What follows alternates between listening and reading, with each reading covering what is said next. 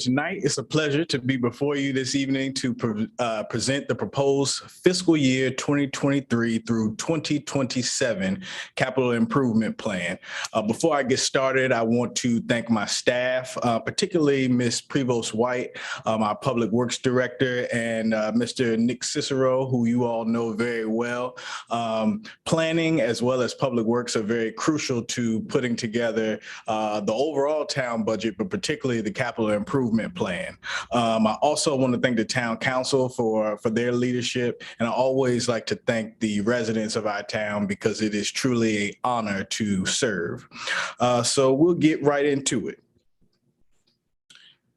So tonight, my presentation will focus on defining and distinguishing what capital improvements are, also providing an overview of the financials as well as details for each of the projects that are included within our capital improvement plan. So what is a capital improvement plan? A capital improvement plan, or a CIP, is a planning tool for public facilities, infrastructure improvements, major maintenance requirements, and the acquisition of land. The proposed capital improvement program represents my recommendations to the town council, and the town CIP serves as a planning guide for expenditures toward our capital infrastructure. It helps us in the development of our large scale projects for which the costs exceed the amount normally available through our annual budgeting process. So examples of this type of expenditure would include transportation, park infrastructure, or buildings. Our CIP helps us to ensure that projects like these remain within fiscal reach of the town. And when developing a CIP, my team and I consider qualifying needs. And those needs would be affordability, debt capacity, as well as priorities of our comprehensive plan. So by definition, CIP projects are typically your major construction projects or acquisition. They also include efforts involving public assets, and they are typically non-reoccurring in nature. So qualifying projects will have one or more of the following characteristics. There will be studies that are pertaining to capital improvements that typically require the employment of outside professional consultants. They will include construction of buildings, facilities, and that includes any design, engineering, or pre-construction costs. And they also often involve major acquisition of land or other property. Authority and benefits of a capital improvement plan require the town to address the challenges of balancing our capital needs with the available funding. And this process contributes to our solid financial foundation and is also another example of best practices. The CIP provides the town with a stable financial program for a 5-year period of time, given the set revenue as well as expenditure assumptions based on our current economic trends. Now, as a management tool, a CIP allows us to coordinate with town improvements so that informed decisions can be made and programs can be coordinated between various departments. It provides the assurance to our residents and businesses to know when certain public improvements will be made. It also assists in the implementation of our comprehensive plan goals over an extended period of time, typically 5 years. And because we update this plan annually, it allows us to routinely evaluate our infrastructure needs to ensure the health and safety of our residents. So the importance of adhering to sound financial practices really cannot be overstated. In years past, the town did not appropriately plan, budget, monitor, or execute capital improvement projects. Now, this resulted in uncertainty and confusion from year to year about what was getting done, and it effectively negated all of the benefits of a CIP that I previously mentioned.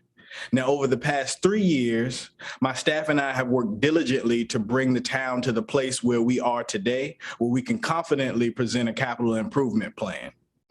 So the guiding principles for capital improvement planning are on the screen as listed. So sound financial condition.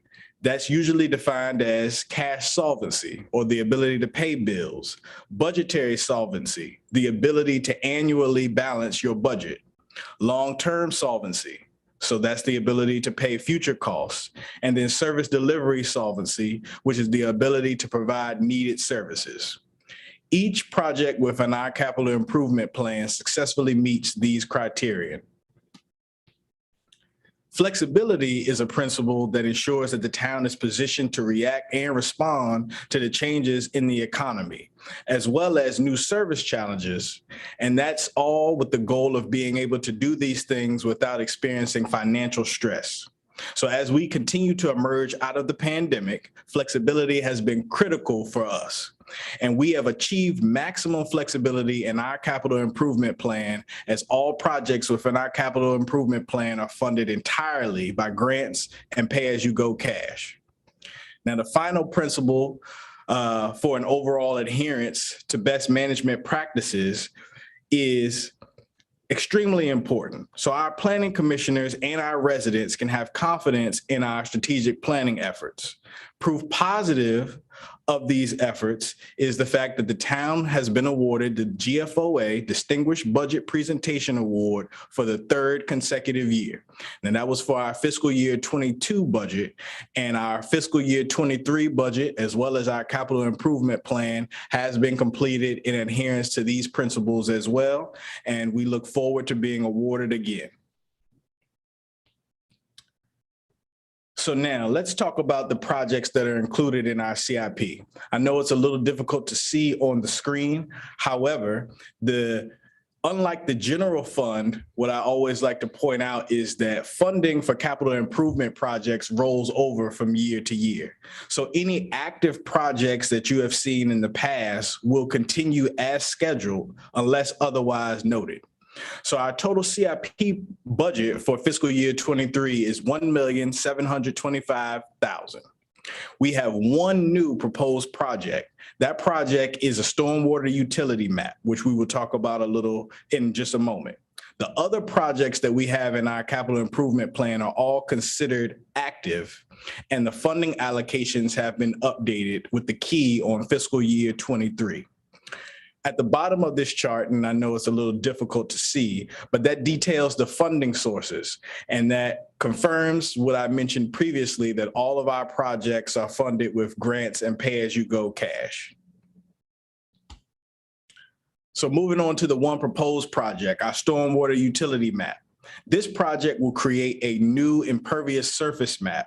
And once completed, this map will enhance our stormwater assessments as well as our maintenance operations.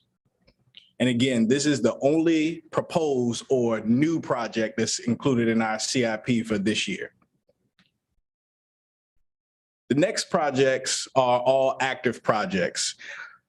Our CIP has 3 this year. The first 2, which are fleet maintenance and our major park renovation, just represents our annual commitment to having safe, reliable vehicles, as well as making upgrades to our major town parks. The third project that's considered active for this CIP planning cycle is our Quantico Creek Phase 2, which represents the second stage of our stream restoration. SLAF grant funding was delayed due to the pandemic, and we continue to pursue grant funding, and that is why you see this project listed as active with the same amount appropriated or planned for fiscal year 23. So now just taking a look at our overall fiscal plan review schedule. On March 31st, the proposed budget was distributed to town council and published on the town website. On April 5th, I presented an overview of our general fund budget to the town council during their regular meeting. As well, all fiscal plan documents can be accessed directly from our website with the tab directly listed on our homepage. Tonight's presentation will also be added to that budget website for anybody that would like to see an overview of the CIP. Tomorrow night, I invite everyone to attend my community question and answer meeting. That meeting will be held virtually at 6:30 p.m. The link and the flyer for that meeting is also available on the town website. Moving on to April the 26th, the Town Council will hold a public hearing on all of our budget-related items. And just for public information, Town Council will also take action on the proposed tax abatement that night as well. If citizens are unable to make it to any of those meetings, questions or comments related to the budget can be provided directly on our budget webpage using the comment form, or they can be emailed to pio@dumfriesva.gov. So in closing, again, I would like to thank the town staff, the town council, as well as the planning commission for all your hard work in putting this together. And I am happy to take any questions you may have at this time. Thank you. Thank you, Town Manager. I'll open it up for questions for the commission. I will start with Commissioner Nias. Any questions, comments? No, I don't have any comment. Thank you. Okay. Vice Chairman Nickerson. Yes, I have a comment and a question.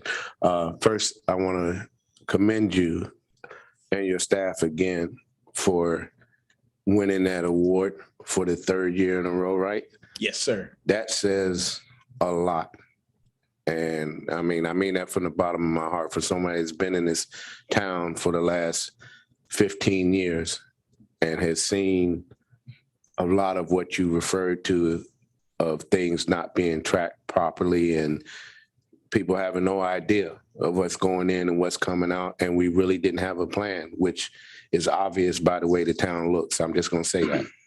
You know, I'm looking forward to where we're going.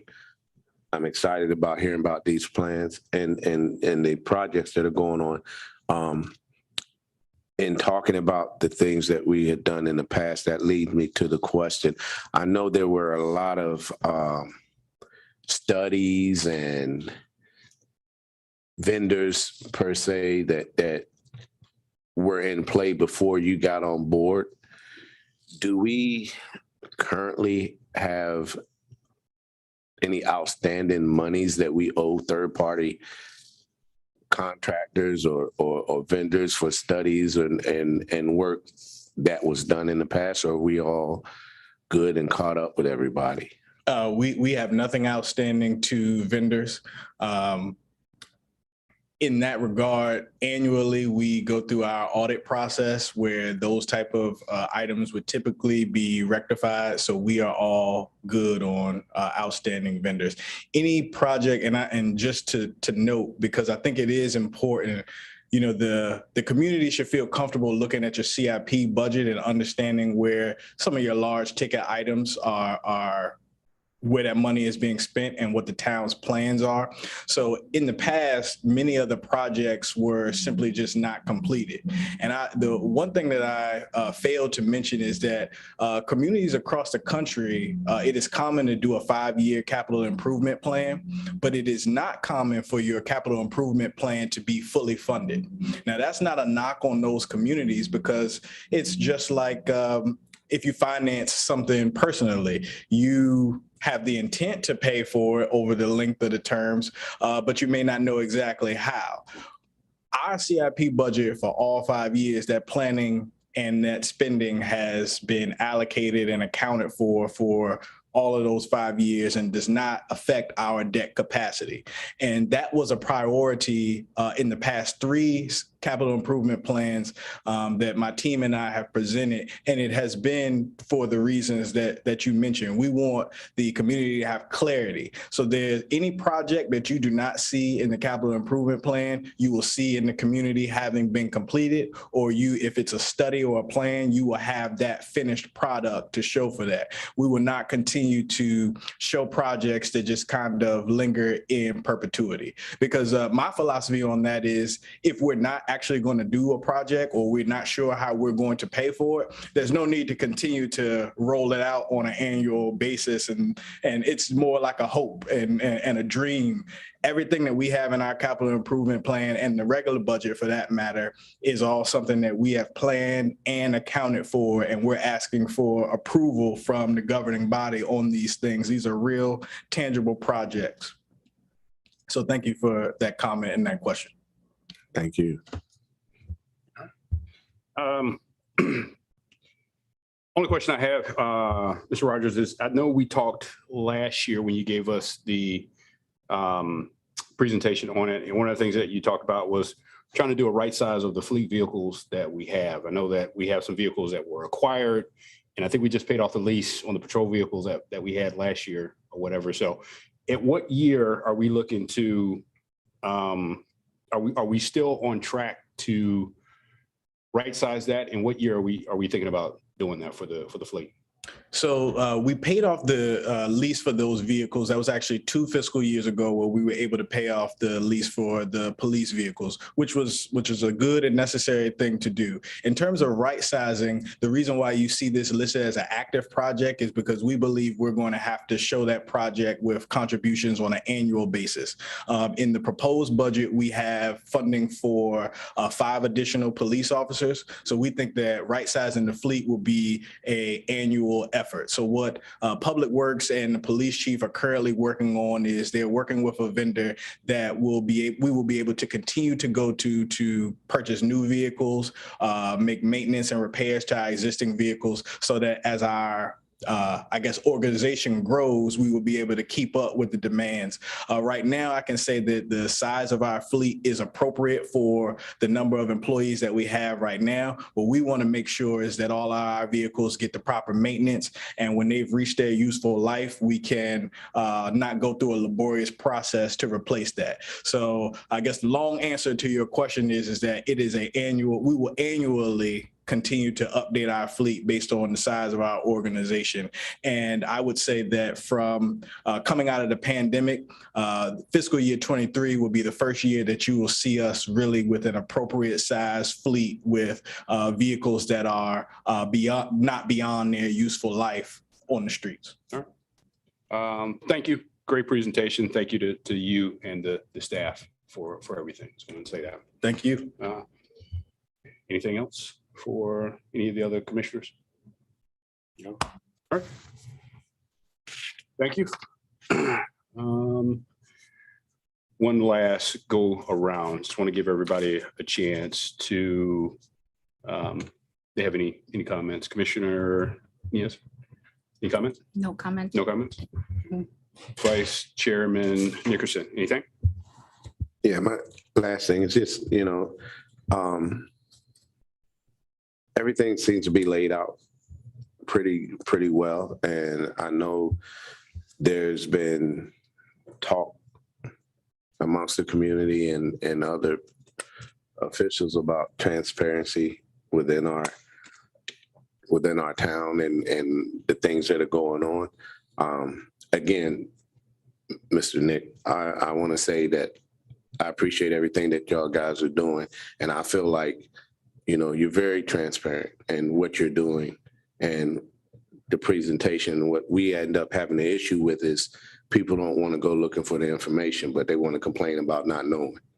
So I would just encourage anybody that's watching, if it's a question that you have or something that you want to find out, the information is out there. And nobody's trying to hide nothing. We've come a long way. We've got a long way to go, but I'm excited about where we're going, and I'm pretty sure the other commissioners are too. And I want to say shout out to Commissioner Borka and Commissioner Beisel. We appreciate you guys showing your dedication and being a part of this meeting via Zoom. That means a lot as well. Thank you for your hard work too. I second that. Thank you so much. Motion to adjourn. Do I have one? Motion. In a second? I'll second. All right. Motion was made by Commissioner Nias and second. No quick vote. Commissioner Nias? Approve. Vice Chairman Nickerson? Approved. I approve. Motion is, meeting